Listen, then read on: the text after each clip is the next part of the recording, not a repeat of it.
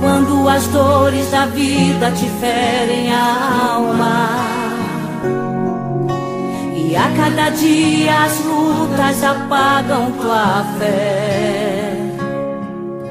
o mar se agita revolto e as ondas querendo te afogar, e todas as portas fecharam-se para você. Parece que Deus não escuta o teu lamento,